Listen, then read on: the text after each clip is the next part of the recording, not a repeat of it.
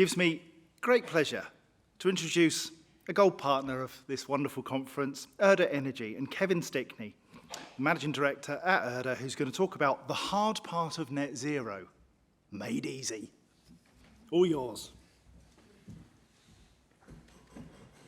And we can even give them a round of applause.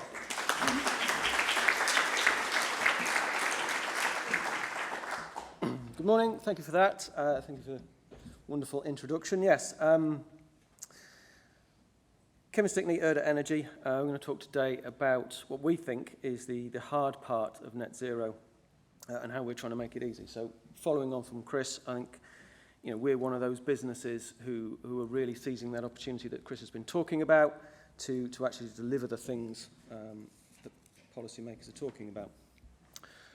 I'm going to talk about thermal energy today, which is or was potentially considered one of the hard parts of decarbonisation. I think the wonderful speakers here today probably got their own views on what's hard and what's not hard, and I'm sure you, the audience, have got your own challenges, and you'll be deciding what's hard and not.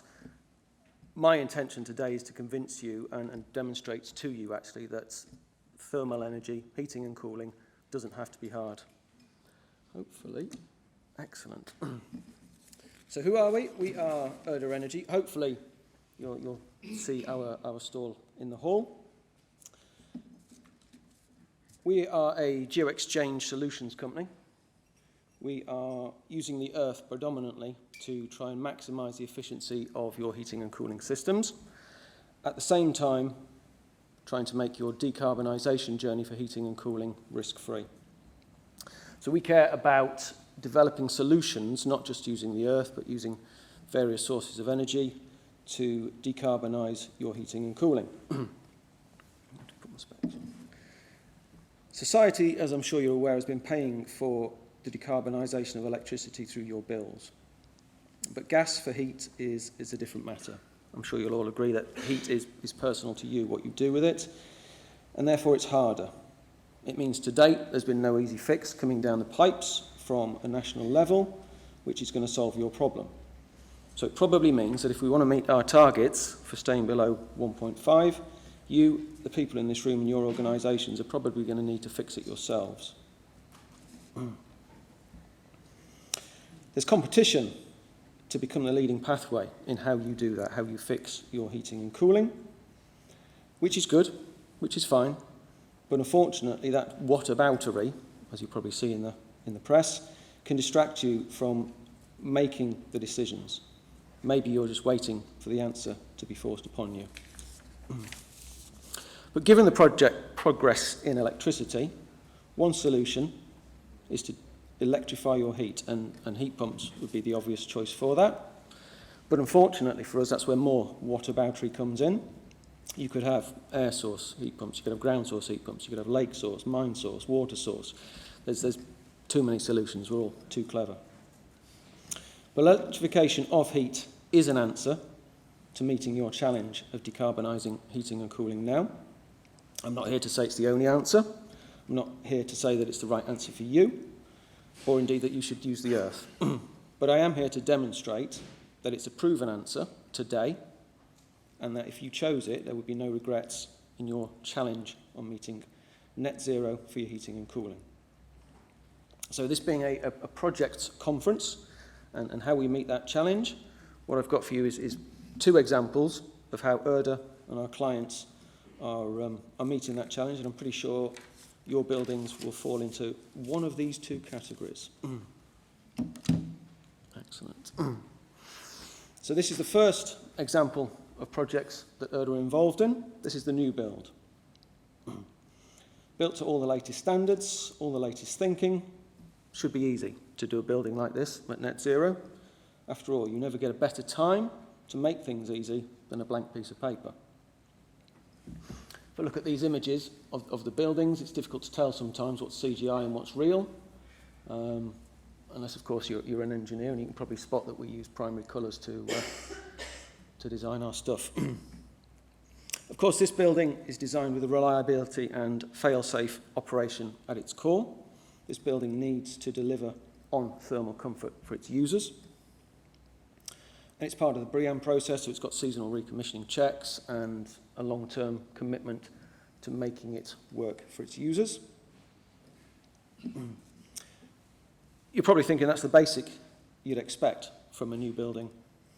But in addition, this building is net zero in operation today. In being so, it acts as a potential anchor for a client's future strategy. So this is something they can look at and say, yep, that worked, and we can perhaps build off of this for a net zero heating and carbon future. This is a network-ready building, one that has the ability, or will have the ability, to export or import heat from other places. So Erda make that happen by treating heating and cooling as an asset, rather than a liability, which it normally is. We capture and we store energy in the earth like a battery, rather than waste it to atmosphere across the season. We're expecting significant heat rejection from this building, which we'll store in the earth and then use in winter. And because that building has got the ability to export its thermal energy, the client could use this to support their neighbouring buildings in their efficient carbon transition as well.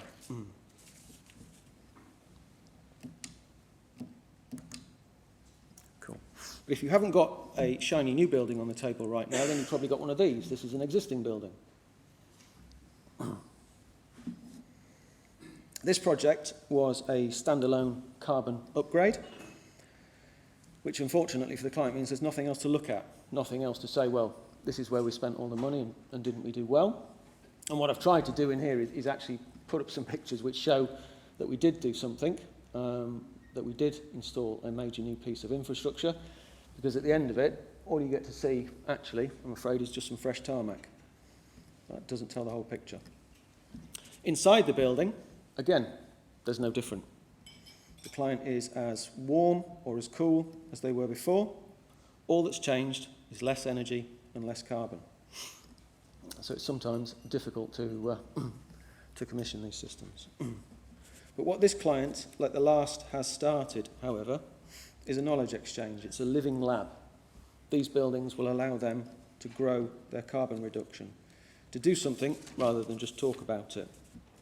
This particular client published their climate emergency paper in late 2021. And by the end of 2022, they had this major new piece of energy infrastructure in their ground and taking action. And their plan is to build off of this, to continue that transition until the work is done.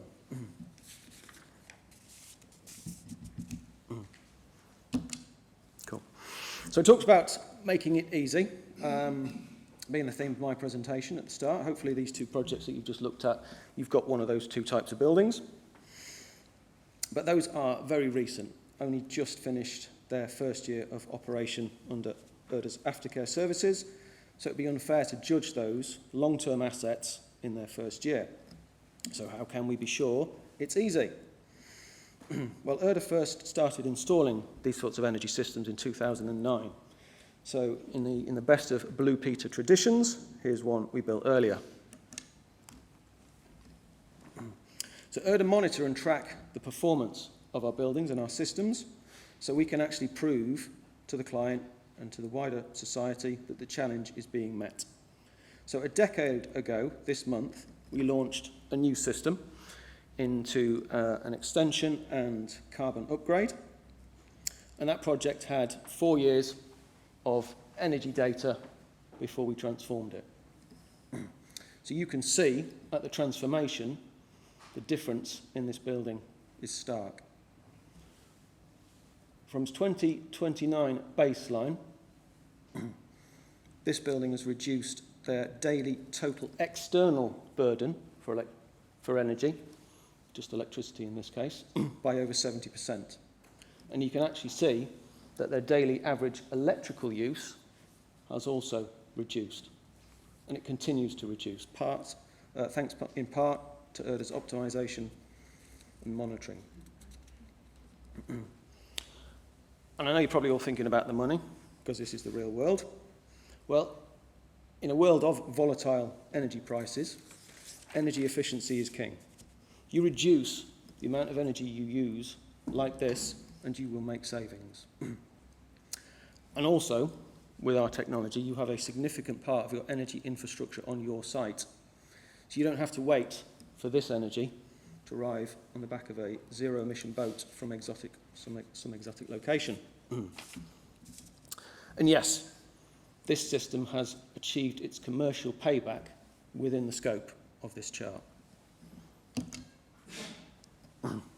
So when efficiency is king, decarbonisation of heating and cooling is made easy.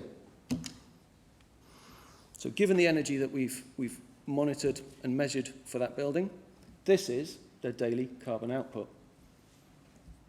It's monitored, it's measured, it's proven. The result of highly efficient heat pump and chiller operation in a rapidly decarbonising electrical grid means that net zero for electrified thermal energy is locked in.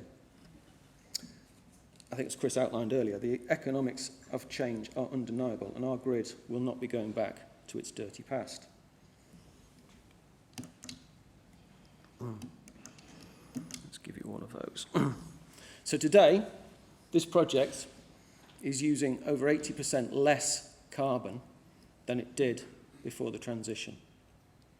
If they hadn't have transitioned away from fossil fuel, that proportion of carbon would have been a lot higher, and they would have a bigger problem to tackle.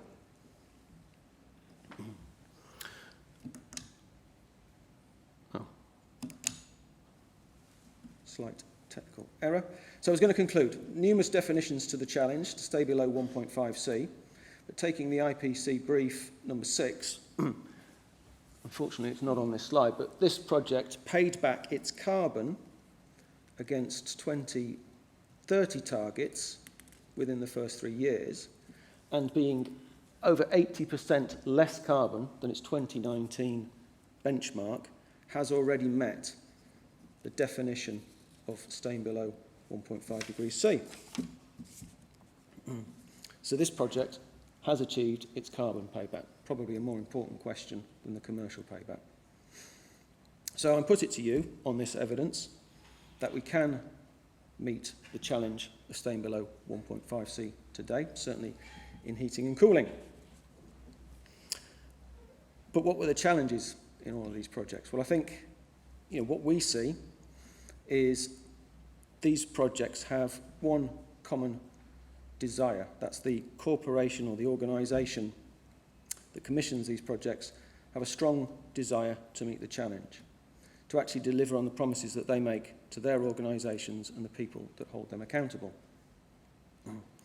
That strong leadership from pioneering individuals and teams within their organisations who say, what if, rather than what about. They're looking to embrace change, they have confidence to deliver the change, and Erda Energy are one of those businesses that can stand behind them to deliver that change. So, I can close now on that one, thank you. So if you like to say what if rather than what about, please visit our stand in the hall. Thank you.